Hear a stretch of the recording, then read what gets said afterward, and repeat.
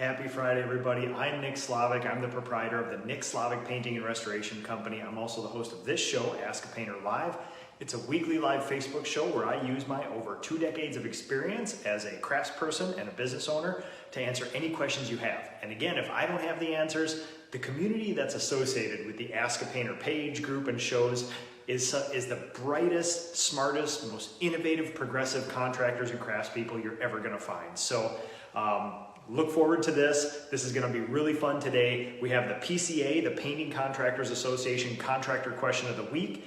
We also have part 3 of the basics of exterior painting. And today we're going to get away from the coding science, the application, all the prep and things like that. And we're going to talk about before and after the painting's done, the business side of it all. And this brings it full scale for me, because painting is one thing, running a business is another, and they got to go together. If you're a bad painter, good business owner, no bueno. If you're a bad painter, if you're a good painter, bad business owner, no bueno as well. So looking forward to this one here. And of course, all of your questions, all of your comments, list them below. It doesn't have to be associated with this. I'm going to go through a bunch of this stuff, and then I will answer any questions. As usual, if you guys email me, nick@nickslavic.com. I'll put this in the show notes later. I will send you this entire thing that we're working on today, so you can start making your own templates for this stuff too. So, number one, before we get to the actual production rates and the breakdown, we're going to walk through the contractor question of the week, and then I'm going to show you from estimate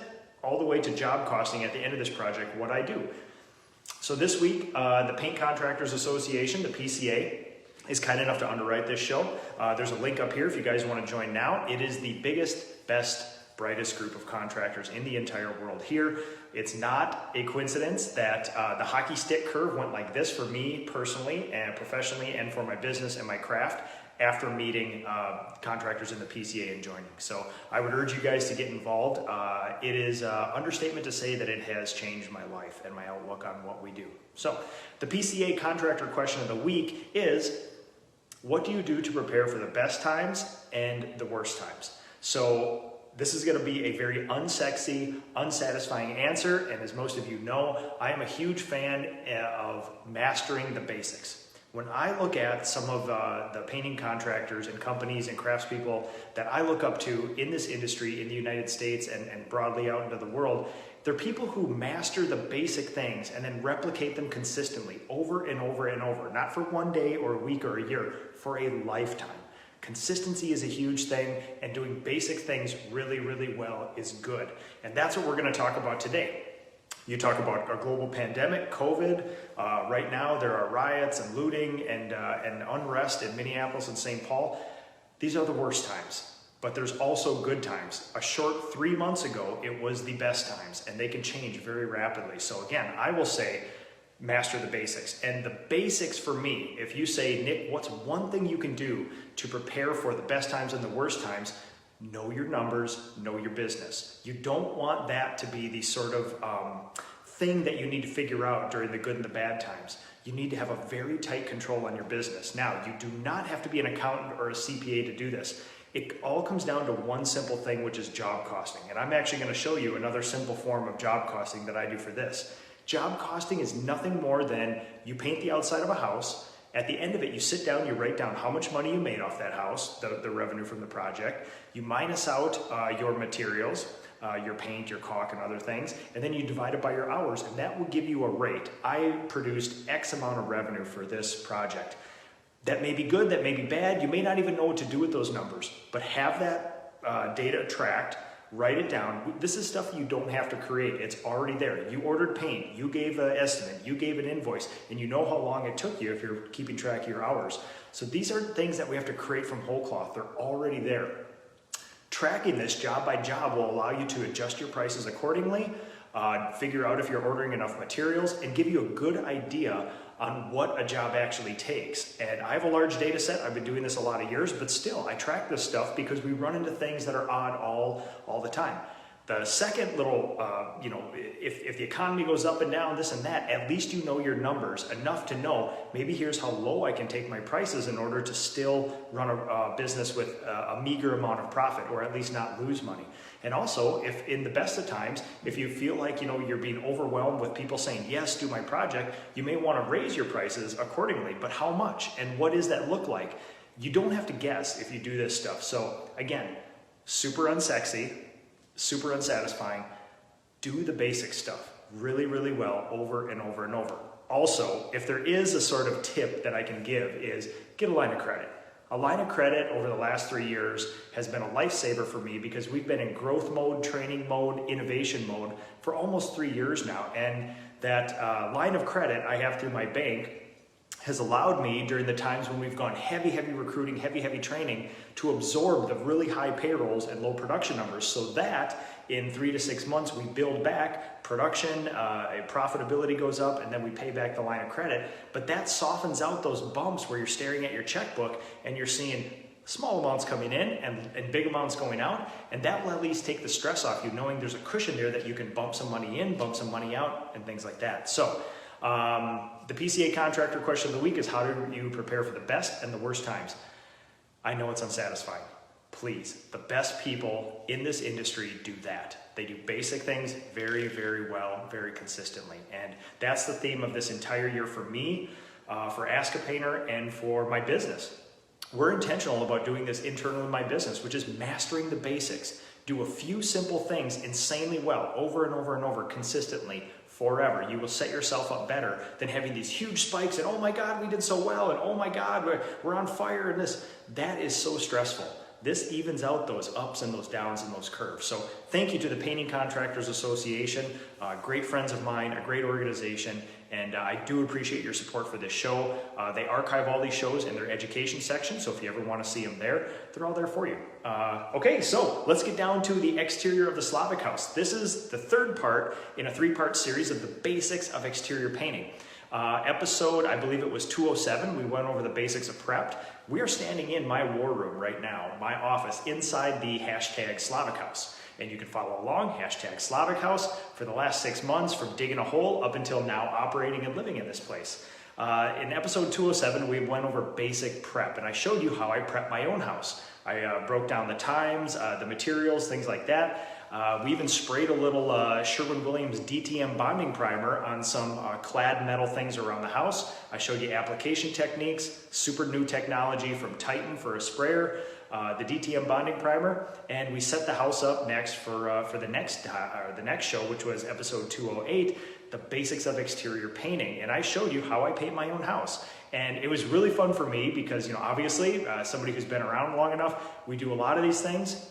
This project was really interesting because we used that new sprayer technology, the sealed hydraulic, the Elite 3000 from Titan, and we coupled it with a brand new, insanely innovative exterior coating, Sherwin's most innovative coating yet, Emerald Rain Refresh, which, simply put, I'm not a scientist, and it washes itself.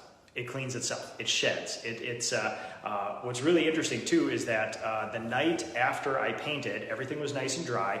The north side of my house got covered with gnats, noticeable enough so 20 feet away you could see this black haze on the house.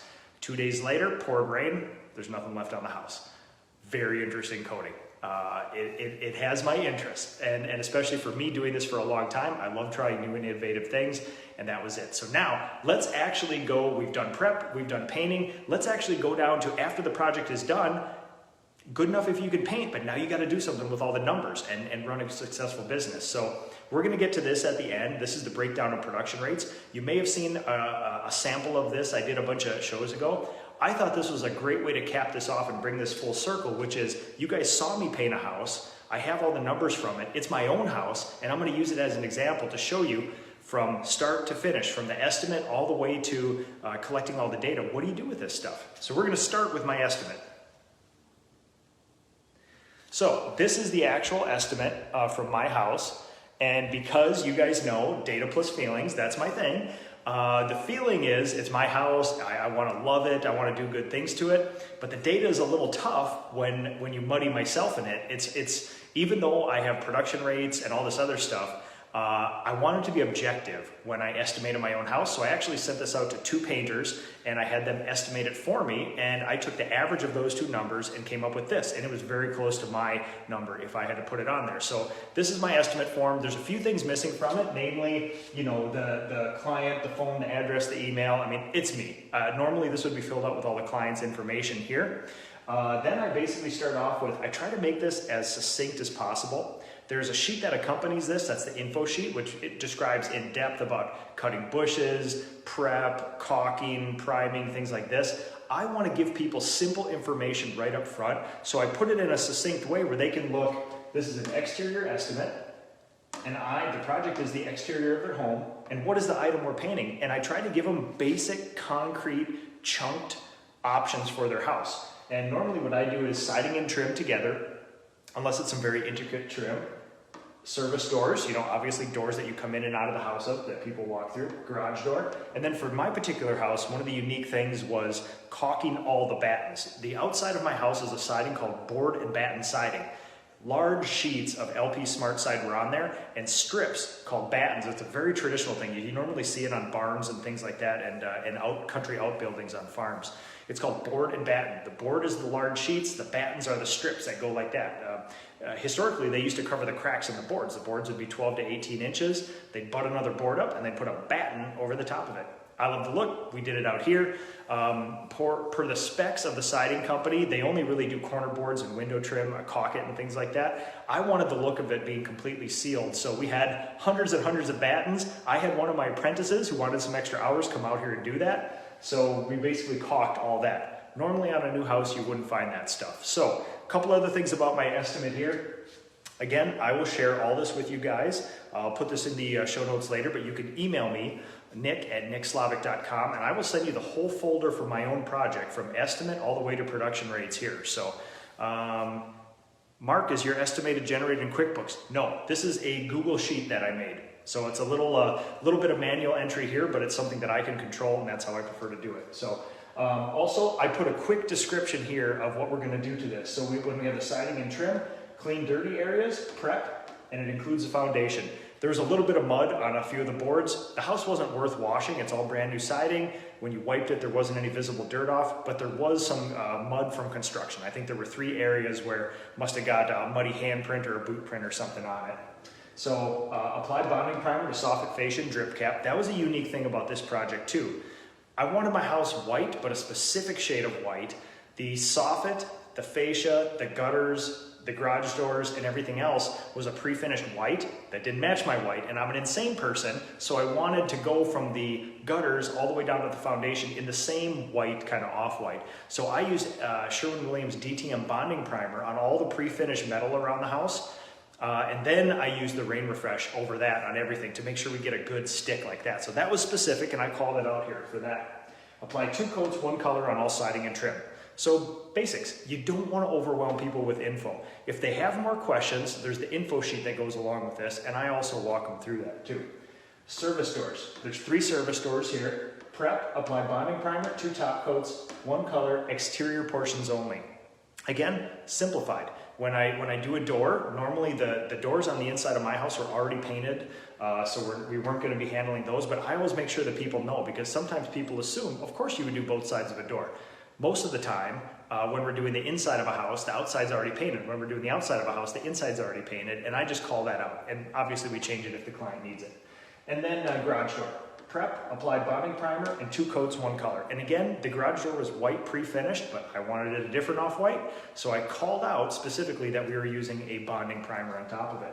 And then caulking the battens. Apply caulk to both sides of uncaulked battens. So 10% of the battens were caulked just because they ended up being in a place where the cider would normally do it. The rest of it, because I'm sort of a crazy person, we caulked. I think it's a good look. Bugs can't get in it, water can't get in it, and it's a nice seamless kind of look like that. So this is my estimate. The stuff here, all estimates subject to change based on full site verification, final scope of work, and color selection. So this basically says, you know, I do a lot of virtual estimates now. A lot of times people don't call out certain things, or they change their mind, or they change the scope. This says, you know, we're going to site verify most of these jobs before we do them. So, you know, if you want to change something, it's there for you. The next 4 lines here call out the EPA's RRP lead paint law. Now, obviously, it doesn't apply to this house. I leave this as stock wording on my estimates. I've waffled back and forth in the past between leaving it on and taking it off. I leave it on my exterior estimates now just to show people that I am an EPA RRP certified lead renovator. And when we do old houses, I highlight this with a different color to make sure. And I also put a line item up here that says, you know, by the way, this complies with all EPA RRP lead laws as well. And the reason I do this is because the majority of painting contractors are not certified.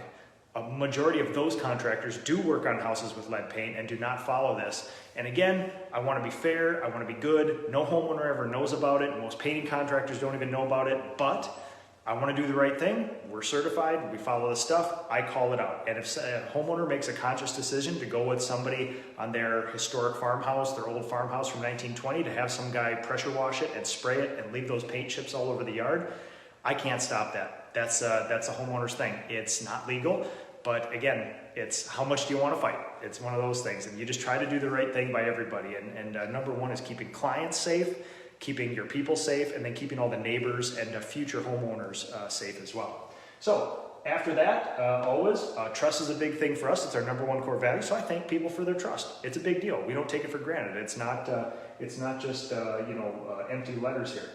Payment is due 7 days from completion, so I don't take any down payments, but I expect payments 7 days after we're done. And we do have payment options. We take bank transfer, we take check, and we do credit cards. We charge 3% extra for a credit card fee. That's all spelled out down here. See attached information sheet for processes, coding information, methods, and color information. So again, I don't want to write 10 paragraphs of info here. People want to look at this and say, I asked you for an estimate to paint the outside of my house. Here it is. Here's 4 options for you in case you don't want to do something. You can basically circle what you want, cross off what you don't want, and we move on. Color consult, we offer to connect them with one of our trusted consultants if they need to. And then just a line about we charge $65 an hour. That's our standard time and materials rate for sample creation and any other work that's not specified before the end of the project. So that's my estimate here. The next part.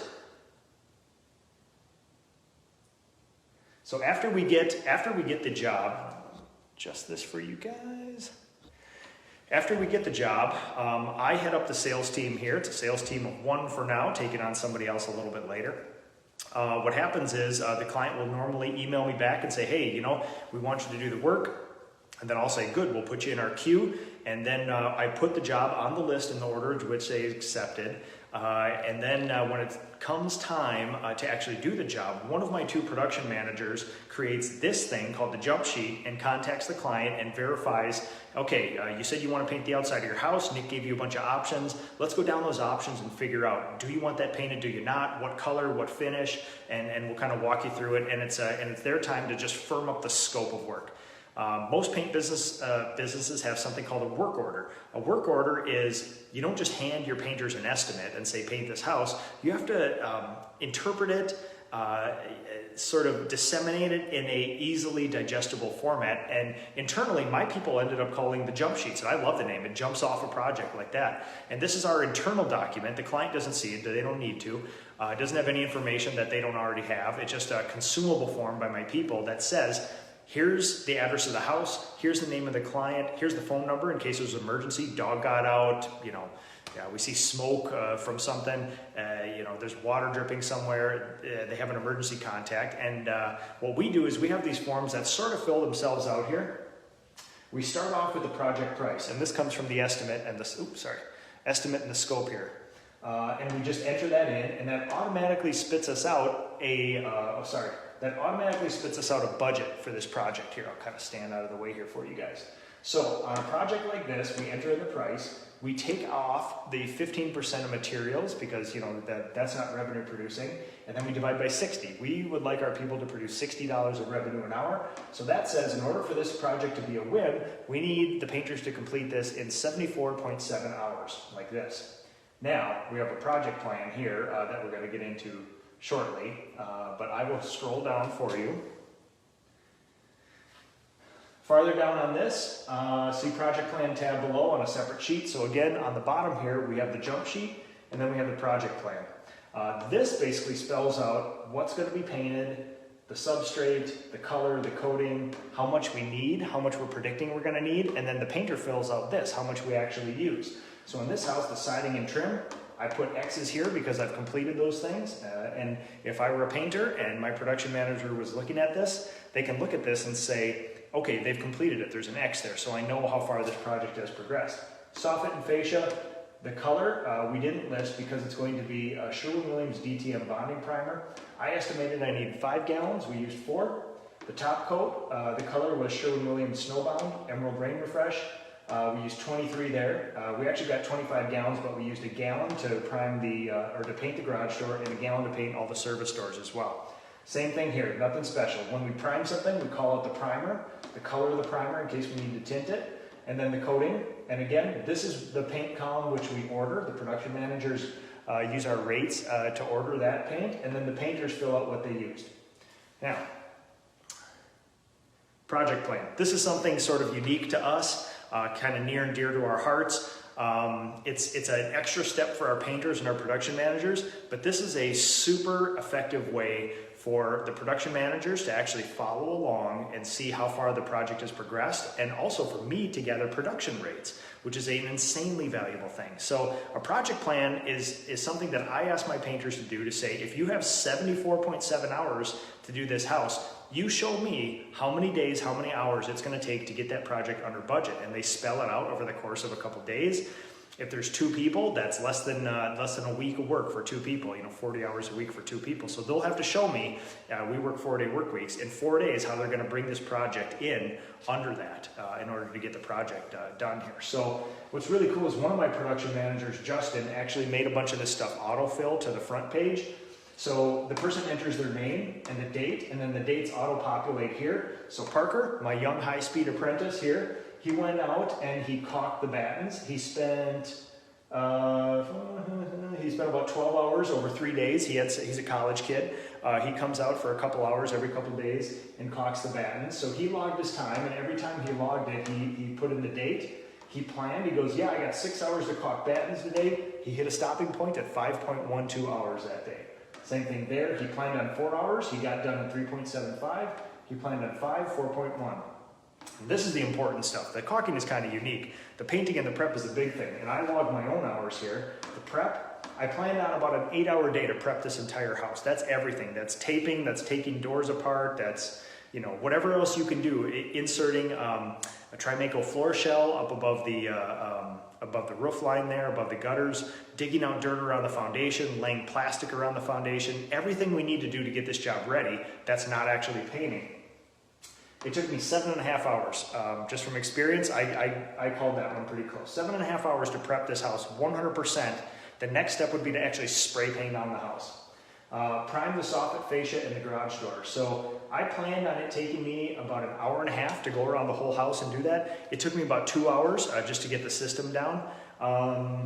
So I overestimated my abilities a little bit there, but it's good to say, it basically takes a half an hour per side, 4 sides. And then the next day, let's see, move my big head out of the way here, was actually painting day. So I prepped and primed the service doors first thing in the day. I ran out of daylight on this one.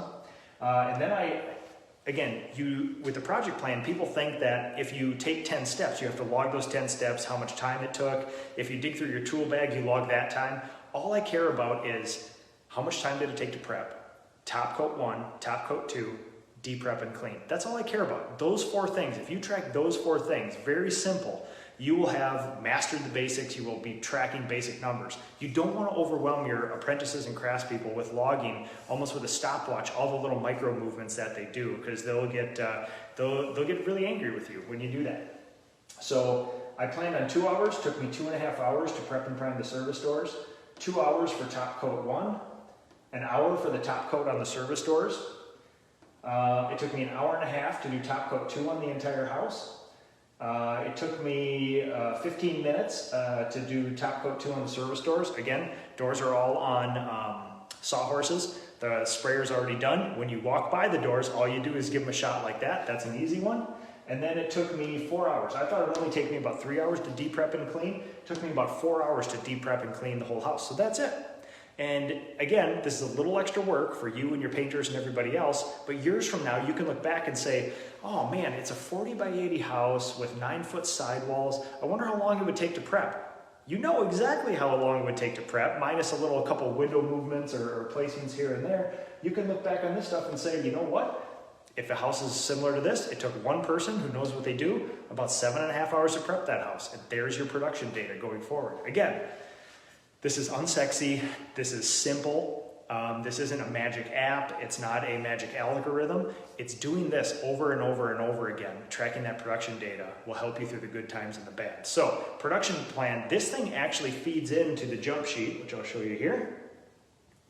So whenever people log their hours on the project plan, it shows up here. And you can see it auto-populates here, and then it will automatically tally it up. The total hours that we spent on this project was 33.74. The budget was 74.7. We got it in about 40 hours under budget, give or take. So very streamlined house. I know what I'm doing. We rocked and rolled on this stuff. So it was very easy. Yeah, remember, fancy, color-coded, all that stuff. This is only, this sheet's purpose in life is to find out how much paint, how much time. This can be done by paper.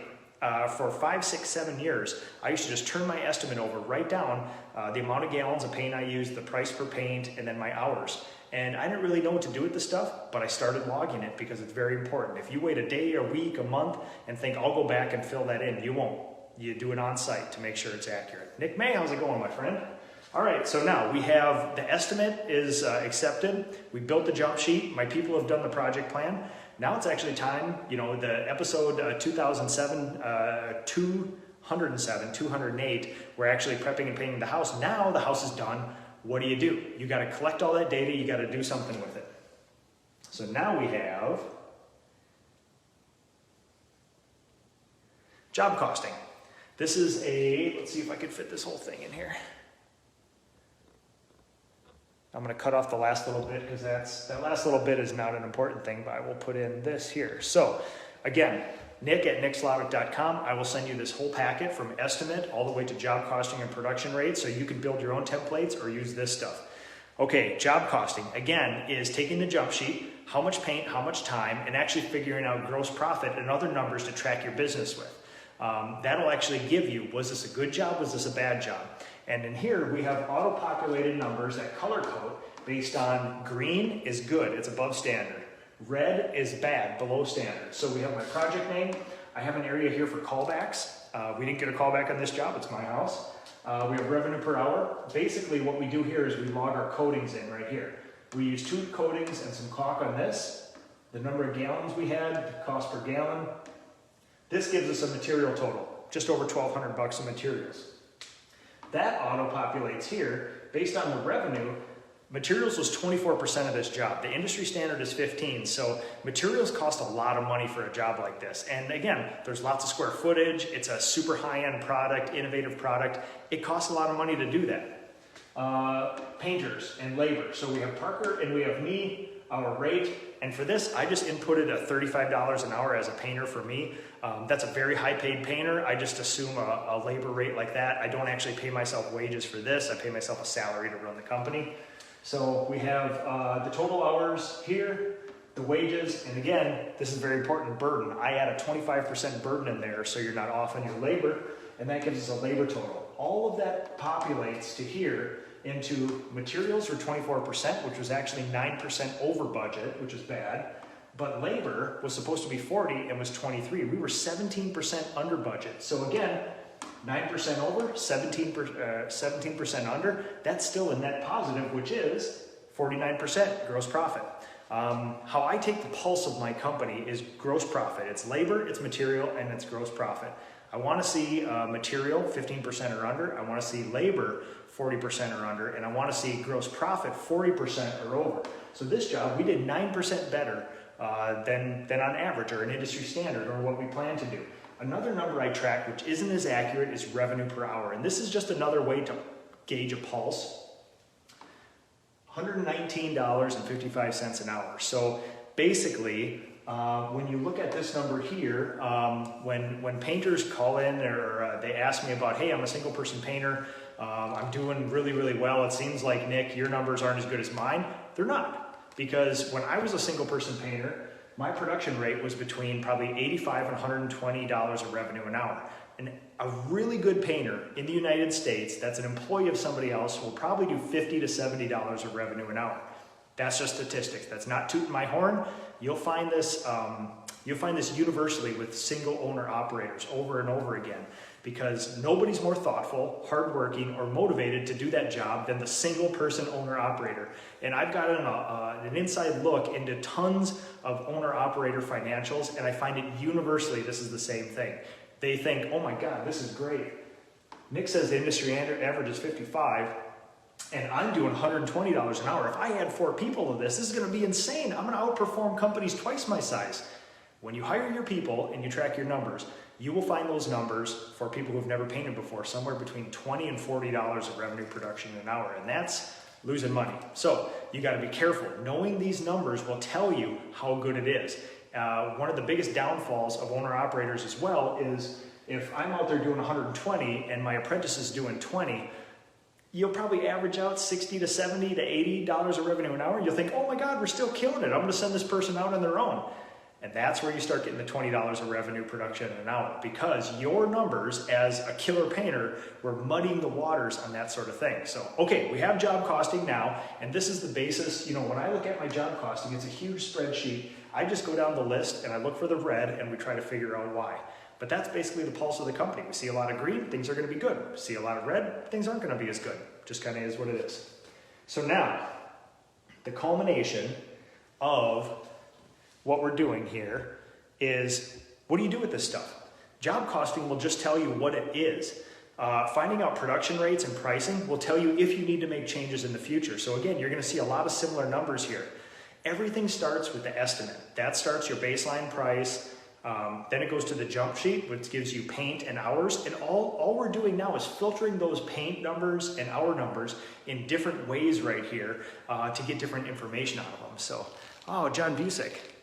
I call that the S-brake frag. Oh, I get you, man. Yeah, we've all been there. That's you've been around a while, John. You know how true that stuff is. So, all right.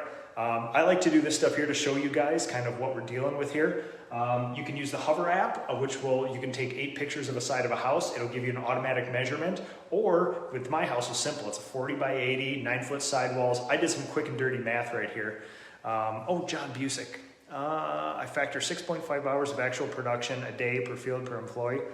Yes, that's awesome, man. That's very, very wise. That is very, very wise. So production rates. Again, revenue, nothing new. We already have this number. It's from the estimate. Materials, from the jump sheet. We've already calculated this. And if everybody's doing their job right, my painters actually calculated this for me. Then we have the actual and the benchmark. Again, 23% versus 5%. How many gallons used here? The labor, again, that's just from our job costing and from our jump sheet. Again, 23%, which is a great number when the benchmark is 40. Here's the number of hours we use total. Field management. I have 2 production managers. This is something, it's not controversial. It's just like most people don't do it. I like to do this because without these production managers, these jobs would not get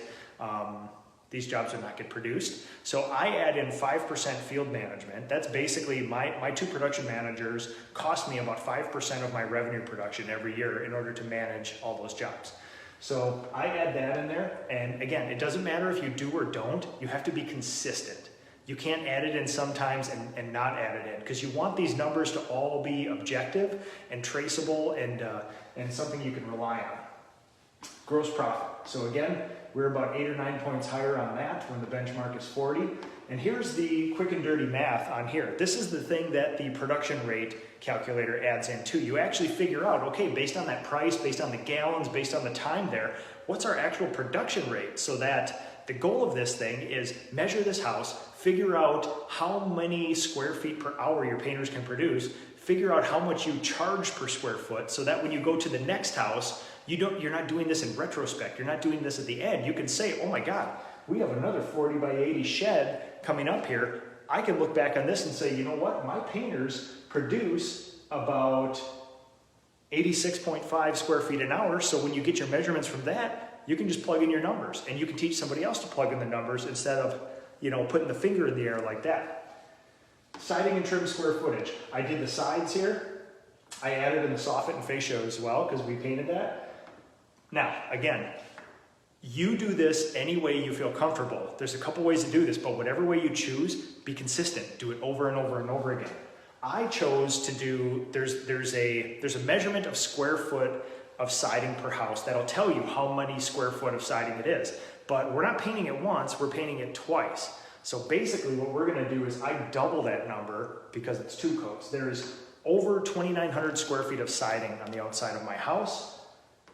I double that, 5,840, because a painter's not painting 2,900 square feet, they're doing that twice. So technically, theoretically, they're painting 58. Again, this is fine. There's other ways to do this. You can use the single number, but then use that number forever. Don't switch between, because then your numbers become useless. If we plug those numbers in, 2920, the coverage, we get about 100 square feet per gallon, give or take, on exterior painting. Production rate, I produced about 86.5 square feet an hour. So for every hour of the day, and again, this does not take into account, this has the prep numbers, the priming numbers, and everything in here.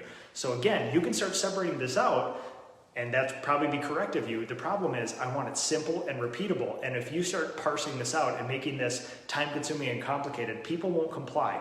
So what I do is a very simplified form, which is I don't delete out windows and doors, because to me, it either takes time and money to paint that door or window, or it takes time and money to mask it off. For me, it's a wash. A lot of other pros do this too. Again, there are different ways to do this. This is my way.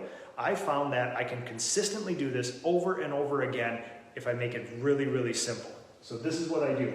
You plug those numbers in, the production rate, I can finish, including prep, 2 coats of paint, about 86.5 square feet an hour. So the price per square foot for this house, I charged $1.81 for the services we did. Now, the wrinkle in this is if somebody does not want to paint their, if the person does not want to paint their soffits and fascias, now you got to kind of take that wrinkle back out of it here like that. So yeah, price per square foot.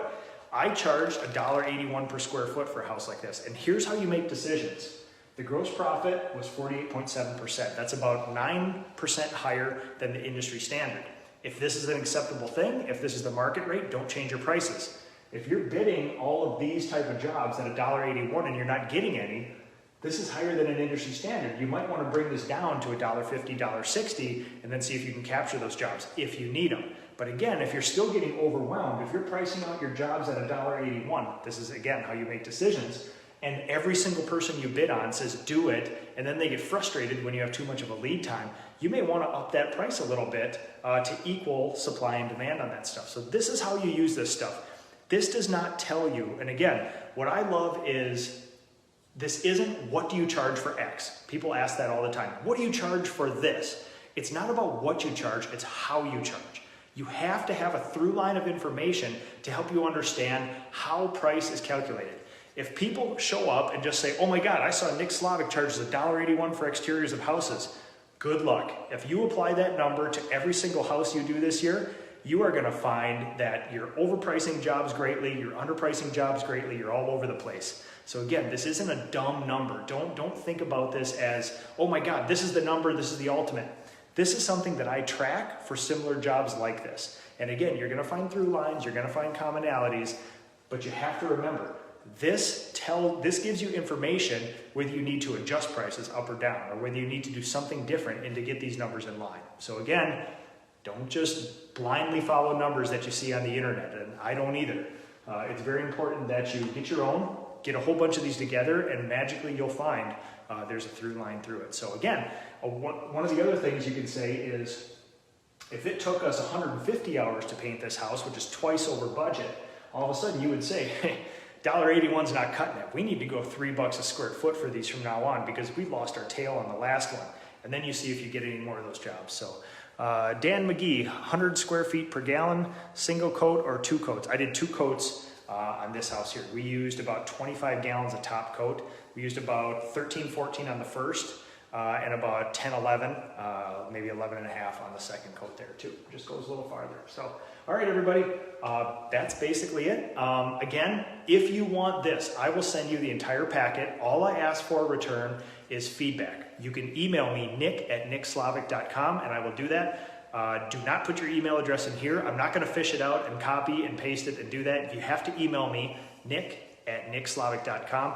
I'll gladly share, but in return, I always have a small little ask for everybody, so be prepared. This stuff isn't just free to everybody. I want data back in order to keep improving this stuff. So, all right, everybody, that's about it for me. There's a link to join now for the PCA.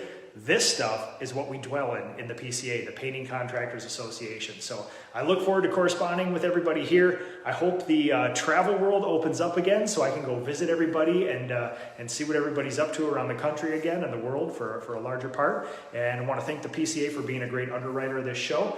And again, I'm always happy to help if you guys need it. And let's move the industry forward. Let's do more of this stuff. Remember, the ultimate goal is not always money with this stuff. It's part that, but it's also to get out there and make happy clients. The better, more sophisticated, more established, professionalized businesses we run, we can give consistent results to all of our clients, which makes happier clients, which people look proudly upon this industry as not a bunch of misfits and a moonshot in order to get something good. People will actually look to us as a steady, consistent, dignified trade. So, all right, everybody, thank you so much. Have a good weekend. I'm about to punch out on family time. I look forward to all the emails, and we'll talk to you guys next week.